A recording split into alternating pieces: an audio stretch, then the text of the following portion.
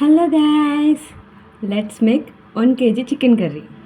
First ఒక కళాయిలో దాల్చిన చెక్క, లవంగాలు, యాలకులు డ్రై రోస్ట్ చేసుకోండి. ఇవి చల్లారిన తర్వాత ఒక మిక్సీ జార్లోకి తీసుకొని దాంతోపాటు 2 పెద్ద ఆనియన్స్ కట్ చేసి యాడ్ చేయండి. ఈ రెండింటిని ఫైన్గా పేస్ట్ చేసుకోండి. ఇలా పేస్ట్ చేసుకున్న మిశ్రమాన్ని పక్కన పెట్టి స్టవ్ ఆన్ చేసి ఒక కళాయి పెట్టి దానిలో ఆయిల్ పోయండి. ఆయిల్ కాస్త వేడెక్కిన తర్వాత మనం ఆల్రెడీ ఆనియన్ పేస్ట్ చేసుకున్నాం కదా, దాన్ని ఆయిల్లో యాడ్ చేయండి. ఆనియన్ అనేది ఎర్రగా ఆ స్మెల్ అనేది ఘాటు స్మెల్ అనేది పోవటం కోసం కొంచెం పసుపు, కాస్త ఉప్పు యాడ్ చేయండి. యాడ్ చేసిన తర్వాత కొంచెం కలపండి. ఈలోపు ఇది వేగుతూ ఉంటుంది. ఒక పక్కన మనం ఒక 2 పెద్ద టమాటోలను తీసుకొని మిక్సీ వేసేసుకుందాం.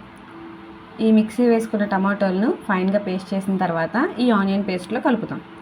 ఈ రెండింటిని బాగా కలిపి మూత పెట్టండి. కాసేపటికి ఈ 2 పచ్చివాసన పోతాయి, ఆయిల్ పైకి తేలుతుంది. అప్పుడు 2 స్పూన్స్ అల్లం వెల్లుల్లి పేస్ట్ యాడ్ చేయండి.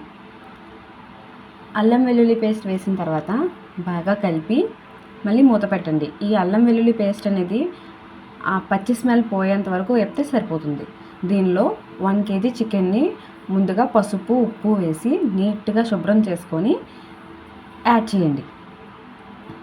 యాడ్ చేసి బాగా ఈ ఉల్లిపాయ టమాటో పేస్ట్ ఈ చికెన్కి పెట్టేలా కలిపి మూత పెట్టేయండి. కాసేపటికి చికెన్లో ఉండే వాటర్ అంతా బయటకు వచ్చేస్తుంది. బయటకు వచ్చిన తర్వాత కారం యాడ్ చేయండి. కారం అనేది నాన్ వెజ్లో ఎక్కువగానే యాడ్ చేస్తే బాగుంటుంది. అందుకనే ఒక 3 స్పూన్స్ యాడ్ చేసిన తర్వాత కాస్త ధనియాల పొడి, జీలకర్ర పొడి, ఇంకా చికెన్ మసాలా ఈ 3 యాడ్ చేసి బాగా కలిపి మూత పెట్టండి. కాసేపటికి ఈ పొడులన్నింటినీ ఈ చికెన్ అనేది అబ్జర్వ్ చేసుకొని మంచి స్మెల్ వస్తుంది. ఇలా బాగా స్మెల్ వచ్చిన తర్వాత ఒక 2 గ్లాసెస్ వాటర్ పోయండి. ఇలా వాటర్ పోస్తే చికెన్ అనేది ఫుల్గా కుక్ అవుతుంది. ఈ వాటర్ పోసి మంచిగా కలిపేసి మూత పెట్టేయండి. కాసేపటికి చికెన్ అనేది మంచిగా బాయిల్ అయిపోతుంది. ఇప్పుడు దీనిలో కొత్తిమీర, పుదీనాతో గార్నిష్ చేయండి. అంతే, ఎంతో యమ్మీ చికెన్ కర్రీ రెడీ అయిపోతుంది. ఈ వీడియో కనుక మీకు నచ్చినట్లయితే లైక్ చేయండి, షేర్ చేయండి, సబ్స్క్రైబ్ చేయండి. Bye guys.